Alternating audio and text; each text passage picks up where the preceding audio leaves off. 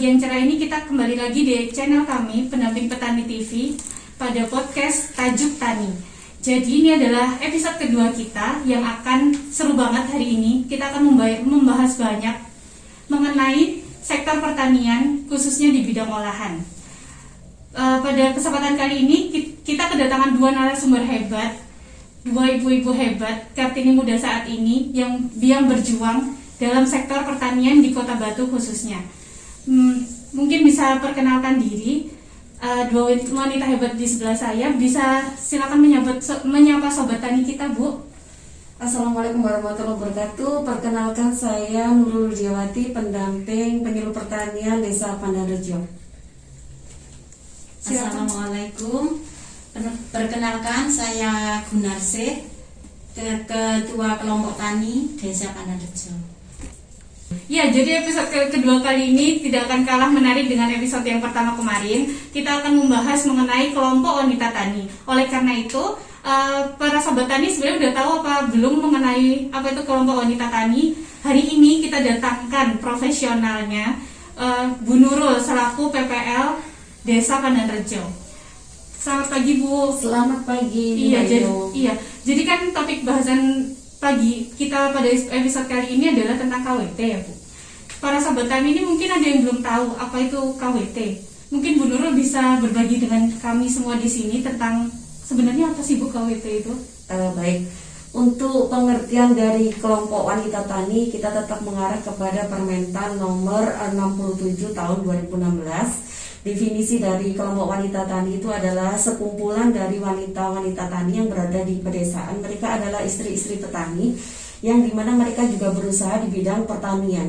Intinya mereka mengembangkan satu kegiatan pemberdayaan untuk meningkatkan penghasilan dan pendapatan daripada petani itu sendiri, keluarga-keluarga petani. Jadi mengenai emansipasi wanita juga ya, Bu, pemberdayaan wanita ya. juga. Kalau di Pandanrejo sendiri, Bu, di Desa Pandanrejo, bisa minta tolong diceritakan mungkin, Bu. Jadi di Pandanrejo itu ada berapa kelompok wanita tani dan sekilas mengenai kelompok wanita tani tersebut. Baik, untuk di Desa Pandanrejo sendiri ada kami 13 kelompok tani. Untuk kelompok wanita tani ada 4 ya. Yang pertama adalah KWT Melati Putri, yang kedua ada KWT Rajak Berseri, yang ketiga ada KWT Makmur Abadi, yang keempat adalah KWT Sejahtera. Untuk keempat KWT ini mereka bergerak di bidang olahan ya, semuanya olahan. Jadi mereka membantu bapak-bapak yang sudah menghasilkan hasil pertanian yang di rumah, ibu-ibu mengolah hasilnya seperti itu. Jadi meningkatkan nilai jual daripada produk-produk pertanian itu sendiri. Kolaborasi yang menarik ya, Bu, berarti antara bapak-bapak petani dan ibu-ibu kelompok taninya. Iya. Jadi sebenarnya fokus kegiatan di KWT di Pandanrejo itu berbeda atau bagaimana, Bu? Kalau untuk kegiatan KWT Pandanrejo, yang pertama yang biasanya rutin adalah pertemuan kelompok tani. Kemudian kita ada setiap bulan kita ada seperti istilahnya praktek untuk pembuatan olahan-olahan. Misalnya ibu-ibu yang dari KWT membuat olahan seperti stik sawi, kemudian ada jahe instan dan sebagainya. Jadi memanfaatkan kearifan lokal, istilahnya spesifik komoditi di Pandanrejo itu sendiri. Sangat menarik ya, Bu. Berarti kelompok wanita tani itu juga mengangkat komoditas unggulan yang ada di Desa Pandanrejo. Kalau boleh diceritakan sedikit, Bu, di Desa Pandanrejo itu komoditas unggulan pertaniannya apa ya, Bu? Kalau untuk Pandanrejo sendiri sesuai dengan satu desa satu komoditas utama ya, itu adalah di buah stroberi ya. Kita memang desanya terfokus kepada pengembangan daripada budidaya stroberi itu sendiri. Akhirnya untuk budidaya biasanya bapak-bapak yang mengurusi ya. Kalau ibu-ibu lebih kepada pengolahan. Ini adalah bentuk olahan dari buah stroberi itu sendiri, dan beliau adalah salah satu pelopor kelompok wanita tani yang sudah membuat aneka olahan dari buah stroberi ini. Jadi Bu Kun ini salah satu pelaku ya, Bu? Ya. Pelaku dalam bidang olahan buah stroberi itu tadi. Betul. Ya, selain stroberi juga ada sayur mayur itu tadi ya, Bu, yang sudah Bu Nurul sebutkan. Sekarang kita mau tahu dong, Bu, misalnya dari Dinas Pertanian dan Ketahanan Pangan Kota Batu, apa saja yang sudah dilakukan dan hal-hal apa saja yang sudah difasilitasi dinas untuk mendukung majunya KWT dan kelompok tani di Desa Pandanrejo, Bu? Kalau untuk bantuan daripada Dinas Pertanian sangat besar sekali untuk kemajuan di kelompok wanita tani Desa Pandanrejo. Perhatiannya sangat besar sekali dari Dinas Pertanian dan Ketahanan Pangan Kota Batu. Kami sering menerima alat-alat saprodi seperti pengolahan ya, seperti mungkin freezer, kemudian ada alat-alat olahan yang seperti kompor, panci dan sebagainya. Jadi sangat berguna sekali untuk mengolah daripada hasil-hasil daripada stroberi ini. Kemudian selain daripada memberikan saprodi kepada kelompok wanita tani, dinas juga memberikan support yang luar biasa. Mereka sering mengundang kita untuk mengikuti pameran-pameran, mengikuti event-event yang mungkin masih dalam kondisi lokal ya, tapi sudah terbantu dengan promo-promo sedemikian rupa. Ya, jadi sekarang kita mau tahu lebih banyak lagi tentang KWT, khususnya KWT Melati Putri. Di sini udah hadir bersama kita. Ada Bu Gunarsi. Selamat pagi, Bu Gunarsi. Selamat pagi. Iya, Bu. Bu, jadi kita di sini mau tahu lebih banyak, Bu, tentang KWT Melati Putri. Bisa diceritakan mungkin, Bu, sekilas KWT Melati Putri itu bagaimana, Bu? Dari tahun berdirinya, berapa jumlah anggotanya, mungkin bisa di-sharingkan ke kita, Bu. Iya. KWT Melati Putri berdiri sejak tahun 2013. Kemudian anggotanya berjumlah 25 orang. Iya, Bu. Jadi 2013 sudah cukup lama ya, Bu, sekitar 7-8 tahun ini ya, Bu. Iya. Dari 7 sampai 8 tahun ini kegiatan apa saja, Bu, yang sudah dilakukan bersama-sama, Bu? Kita awalnya dari KRPL. Kita mendapat bantuan dari Dinas Pertanian dan Ketahanan Pangan, terus mengembangkan KRPL, dan kita untuk satu tahun kemudian mendapat bantuan lagi dari Dinas Pertanian berupa greenhouse, dan lahannya dipinjami oleh desa. Mungkin Sobat Tani ada yang penasaran ya, sebenarnya KRPL yang tadi dibilang sama Bu Gun itu apa, Bu? KRPL itu adalah kawasan rumah pangan lestari, yang artinya kita itu menanam sayuran, buah-buahan di sekitar, di halaman rumah kita, yang tujuannya untuk peningkatan gizi keluarga. Jadi ibu-ibu di Desa Pandanrejo itu dengan media polybag semacam itu, Bu, atau bagaimana? Iya, bisa di polybag, bisa di paralon, bisa di apa? Plastik-plastik bekas ini, bekas minyak itu juga jadi bisa. Sekalian untuk daur ulang ya, Bu? Iya. Biasanya kalau untuk KRPL selain untuk meningkatkan peningkatan gizi keluarga ya, juga untuk meningkatkan pendapatan dari keluarga itu sendiri. Sayur yang mungkin lebih banyak ada di halaman, selain untuk masak sendiri juga bisa dijual. Akhirnya seperti itu. Dan kita untuk sayur-sayur yang berada di program ini, kita usahakan untuk organik. Jadi untuk sayur-sayurannya sangat aman sekali dikonsumsi bagi anak-anak kita. Jadi sebenarnya KRPL itu sangat menarik ya, Bu. Yang pertama untuk pangan keluarga sendiri, yang kedua untuk meningkatkan ekonomi, jadi bisa sambil dijual begitu ya, Bu. Yang ketiga dengan sistem pertanian organik yang jelas itu akan membuat badan semakin sehat gitu ya, tanpa pestisida dan obat kimia sedikit. Betul, aman dikonsumsi untuk anak kita sendiri. Terus kita beralih ke kita masih ingin tahu lebih banyak lagi Sobat Tani tentang KWT Melati Putri itu tadi, Bu. Jadi bagaimana, Bu, kegiatan rutin apa saja, Bu, yang sudah dilakukan bersama-sama? Ya, untuk kegiatan rutin di KWT Melati Putri selain pertemuan rutin setiap bulan, kita ada greenhouse yang bantuan dari Dinas Pertanian. Kita tanami stroberi, dan hasil dari tanaman itu kita jual segar untuk grade A, dan untuk grade B dan grade C kita olah menjadi olahan. Nah, jadi Sobat Tani mungkin pada penasaran ya, dari tadi tuh yang di depan kita itu ada apa aja sebenarnya. Jadi di sini ini olahan dari KWT Bu Gunarsi. Salah satunya, dari yang ini dulu ya, kelihatan merah merona ini ada. Permisi Bu Gun, bisa sambil Iya. dikenalkan Bu?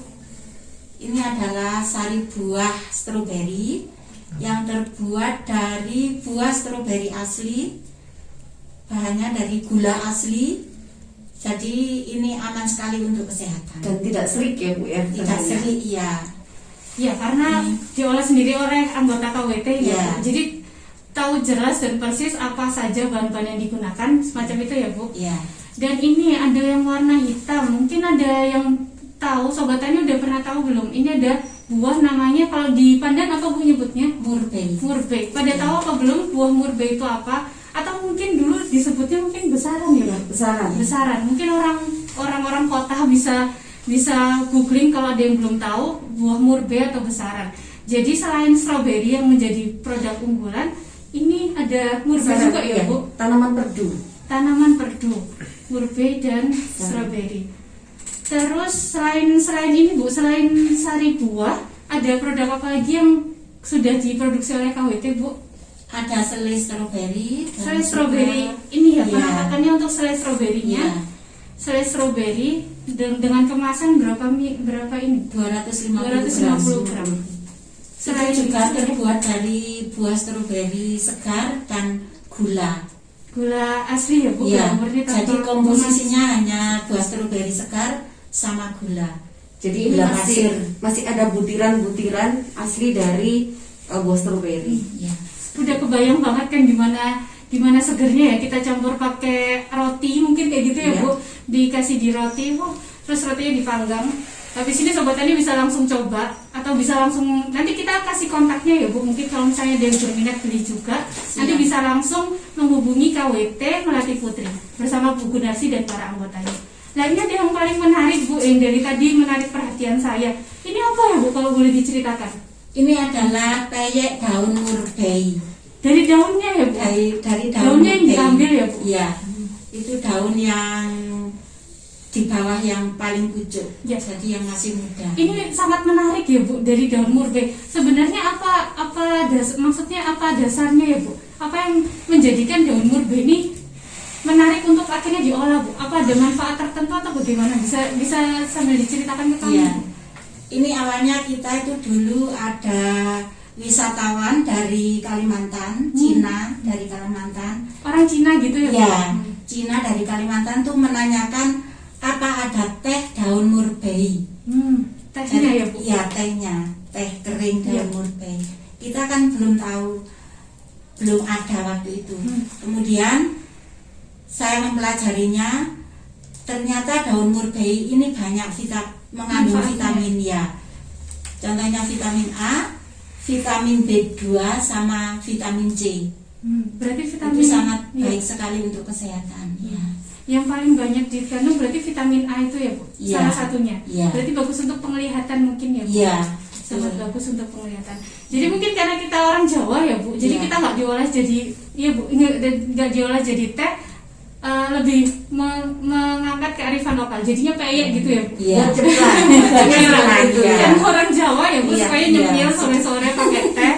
Enak banget pakai peyek murbei ini. Iya. Mungkin untuk kedepannya kita juga akan membuat teh Olahan lain dari Iya. daun murbei ini. Iya. Ini juga apa sudah ya Bu? Sudah ada uji lab tentang ini Bu, apa namanya, manfaatnya atau segala macam? Kalau uji lab kita belum, tetapi Masih proses kita ya? mempelajarinya bahwa daun murbei ini sangat baik untuk kesehatan. Ini juga menurut penelitian dari IPB. Oh, Dari udah ada Gizi penelitian IPB dari itu sudah ada Gizi. penelitian bahwa daun murbei adalah bisa dikonsumsi. Dan sekarang daun murbei itu udah diolah menyesuaikan lidah Jawa ya. Iya. Jadinya jadi peyek. Peyek, betul. Bu, kita pengen tahu banget nih Bu, ini kan menarik sekali dari olahan KWT Melati Putri. Untuk pengolahannya sendiri dilakukan bersama-sama anggota kelompok wanita tani begitu ya Bu? Iya. Untuk produksi pengolahannya mungkin bisa dijelaskan ke kami Bu, misalnya berapa minggu sekali atau bagaimana, bisa di-share? Kita tidak tentu, kita akan melihat stok dari produk kita. Tergantung permintaan pasar Bu. Iya, tergantung permintaan pasar dan dikerjakan oleh anggota kelompok kita. Ada yang terbaru juga loh Mbak Inu untuk KWT Melati Putri, kita masih bikin olahan manisan ya Bu, manisan stroberi. Kita kerjasama sama Universitas Brawijaya. Jadi untuk kandungannya, kemudian nilai gizinya masih diteliti oleh Fakultas Teknologi Pengolahan Pangan dari Universitas Brawijaya. Kita belum luncurkan untuk produk itu. Jadi manisan ini salah satu produk yang nanti bakal kita tunggu ya Bu. Mungkin kalau sudah ada bisa datang lagi ke sini, sharing lagi ke kita, promosi lagi produknya dan berbincang-bincang lagi seperti itu ya Bu. Ya betul. Untuk manisan kita tunggu saja kabar baiknya. Ya kita meluncurkan untuk produk tersebut. Dan ada satu lagi yang belum. Kita mau bikin es krim stroberi ya Bu ya. Wah menarik ya Bu. Ya jadi olahan ini bukan hanya yang kita awetkan seperti ini, tapi kita juga dalam bentuk seperti es krim juga. Kan sekarang lagi booming ya untuk olahan seperti es krim dan sebagainya itu. Dan itu pasti bisa menyasar banyak sektor usia ya Bu. Betul. Dari mulai anak kecil, siapa yang nggak suka es krim, pasti semua sobat tani juga sangat suka es krim, apalagi ditambah dengan manis asam segernya stroberi. Nantikan aja ya untuk produk es krim stroberi olahan KWT Melati Putri. Kita beralih ke sektor pemasaran Bu sekarang. Dari hasil olahan yang sudah diproduksi oleh KWT Melati Putri, sudah dipasarkan kemana saja Bu Pun? Kita selain pesanan-pesanan, kita sekarang sudah titip di tempat-tempat wisata seperti di Lumbung Stroberi, di Baloga, kemudian di Fresh Market agrowisata. Jadi sudah ada 3 ya Bu, minimal ada 3 tempat yang kalau misalnya sobat tani mau mencicipi olahannya bisa datang ke 3 tempat tadi. Yang pertama Bu, tadi ada apa aja? Di Fresh Market agrowisata. Yang kedua di Baloga. Di Baloga ini adalah tempat wisata baru ya Bu, Nurul, yang ada di Desa Pandanrejo. Dan yang ketiga di Lumbung Stroberi. Lumbung Stroberi ini mungkin bisa dijelaskan Bu apa untuk sobat tani biar tahu sebenarnya Lumbung Stroberi itu ada di mana juga Bu posisinya. Lumbung Stroberi itu adalah tempat wisata petik stroberi di Desa Pandanrejo yang tepatnya di Dusun Pandan. Jadi digerakkan oleh warga sekitar juga ya? Iya. Di Lumbung Stroberi itu ada apa aja Bu? Maksudnya kalau misalnya sobat tani pengen deh rekreasi ke Lumbung Stroberi, kita bisa ngapain aja sebenarnya Bu di Lumbung Stroberi? Di situ di Lumbung Stroberi menyediakan petik stroberi, ada wisata edukasi tentang tanaman stroberi, kemudian edukasi olahan stroberi juga, ada kafenya juga. Pokoknya semua tentang stroberi ya Bu. Iya. Bisa didapatkan di Lumbung Stroberi Desa Pandanrejo ya Bu Nurul juga ya. Betul. Ini Bu, kita lanjut ke izin untuk produksi. Ini kan karena bahan makanan dan minuman ya Bu yang kita konsumsi. Untuk izin produksi atau izin kemasan dari setiap produk ini bagaimana Bu? Ya, kita sudah punya izin usaha, kemudian ada PIRT juga. Ya, PIRT sudah dicantumkan sobat tani di kemasannya sini. Ini sudah. Dan udah ada logo halalnya ya Bu? Sudah dapat halal dari juga ada. MUI ya Bu? MUI provinsi. Iya. Jadi kan untuk karena udah ada PIRT-nya dan logo halalnya ini, jadi kita semakin yakin untuk mengkonsumsi produk olahan ini ya Bu. Iya. Pasti sobat tani di rumah yang lagi lihat video ini, langsung pasti pada ngiler sama olahan-olahan yang udah diproduksi sama KWT Melati Putri dan penasaran ini bisa didapatkannya di mana? Yang tadi udah disebutkan juga sama Bu Gun, dan mungkin bisa dari Instagram ya Bu, sudah punya Instagram dan Facebook teman-teman sobat tani. Jadi bisa langsung aja akses ke Instagram dan Facebook di Jasmine Minuman. Jadi labelnya ini mereknya Jasmine. Jadi teman-teman sobat tani silakan langsung cari aja di Jasmine Minuman. Nanti juga kita tampilkan di sini IG dan Facebooknya serta kontaknya ya Bu. Bisa langsung kontak dengan Bu Gunarsi mungkin ya Bu. Kalau misalnya mau ada pesanan, ini cocok banget buat hantaran oleh-oleh yang dari Kota Batu, sangat menarik untuk oleh-oleh buat keluarga dan kerabat di kota lain. Selain memproduksi ini Bu, berbagai macam olahan pangan ini, kelompok wanita tani Melati Putri itu punya kegiatan lain apa aja ya, Bu? Kita punya kegiatan mengikuti pasar, terus mengikuti pameran-pameran, terus mungkin kalau ada mahasiswa yang magang kita persilakan. Mahasiswa ini berarti juga ikut bersinergi mengembangkan produk-produk Iya. ini juga ya, Bu? Iya. Salah satunya mungkin bisa diceritakan, Bu. Misalnya mahasiswa itu ngapain aja gitu, Bu? Di situ mahasiswa memberikan masukan tentang packing, kemudian Labeling. Labeling juga ya, Bu? labeling, ya, terus pemasaran juga. Ikut membantu pemasaran juga ya? juga, ya. Kalau pameran dan bazar itu tadi, Bu, itu juga yang diselenggarakan oleh dinas atau bagaimana, Bu? Iya, Sudah pernah pameran paling jauh kemana ini, Bu? kita masih di sekitar Batuan. Masih lokal Batu dulu aja ya, Bu? Tapi kalau produk kita sudah sering dibawa ke luar. Iya, menjadi oleh-oleh khas kota Iya. Batu juga ya, Bu? Episode kali ini sangat menarik. Jadi kita udah menggali lebih dalam, mencari tahu lebih banyak mengenai KWT Melati Putri secara khususnya dan Desa Pandarejo secara lebih luasnya. Dan untuk sebelum menutup episode kali ini, kita mau tahu sedikit tentang harapan dan mungkin kesan dan pesan dari Bu Gunarsi selaku Ketua Kelompok Wanita Tani Melati Putri. Silakan, Bu. Ya. Harapan saya sebagai Ketua KWT Melati Putri, semoga kita bisa membuat inovasi-inovasi olahan lain dari stroberi, kemudian pemasarannya lebih luas lagi dan kemitraan lebih banyak agar anggota kami bisa produksi setiap hari. Amin. Kita amini bersama ya, Sobat Amin ya Tani. rabbal alamin. Iya. Selanjutnya, untuk sebelum penutup terakhir nih, Bu, dari Bu Nurul selaku PPL Desa Pandarejo, mungkin ada sedikit harapan dan kesan dan pesan yang bisa disampaikan ke Sobat Tani sekalian, Bu. Silakan, Bu. Baik, terima kasih. Semoga saja episode kali ini memberikan satu apresiasi untuk seluruh KWT yang ada di Kota Batu untuk lebih meningkatkan kreativitasnya, seperti itu ya.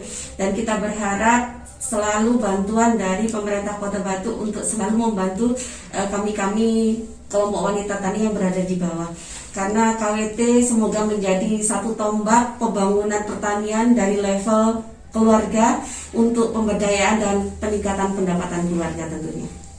Dan semoga juga ini bisa menjadi semangat ya, Bu, untuk KWT-KWT di desa lain di Kota Batu ya, Bu. Betul. Untuk bisa turut memproduksi apa yang menjadi komoditas unggulan di setiap desa masing-masing ya, Bu. Karena Ya. Kota Batu ini sangat Kaya raya. iya, sangat kaya raya, sumber daya alamnya sangat melimpah ruah begitu ya, Bu. Jadi bisa kita olah untuk meningkatkan ekonomi juga seperti yang sudah diungkapkan tadi. Sebagai penutup pada episode kali ini, izinkan saya Ino sebagai host pada podcast Tajuk Tani ini untuk membacakan sedikit catatan dari awal hingga akhir episode kita kali ini. Catatan kelompok wanita tani Melati Putri Desa Pandarejo. Mari menilik kembali ke desa dan mencari apa yang menarik untuk digali. Bertemu banyak penggiat dalam beragam sektor, mulai dari pertanian hingga ekonomi. Saling berbagi dan mulai bergerak bersama membangun negeri. Walaupun dari hal terkecil yang bisa kami beri. Hari ini kita bersama telah mendengarkan secuil kisah dari Desa Pandarejo bersama Bu Nurul dan Bu Gunarsi. Semangat baru itu tergerak kembali. Inovasi dan gairah dari KWT Melati Putri berhasil kami hayati. Sumber daya alam sekitar menjadi komoditi yang bisa diproduksi. Muncullah beragam olahan mulai dari stroberi hingga murbe. Bukan untuk memperkaya pundi-pundi pribadi, melainkan mencoba berdaya bersama kelompok wanita tani. Terus bergandeng bersama untuk selalu bersinergi, membangun Indonesia dari desa kami, Desa Pandarejo, Kecamatan Bumiaji. Jadi sekian dari kami, cukup untuk episode kali ini. Sampai jumpa lagi di episode selanjutnya. Wassalamualaikum warahmatullahi wabarakatuh. Waalaikumsalam warahmatullahi wabarakatuh.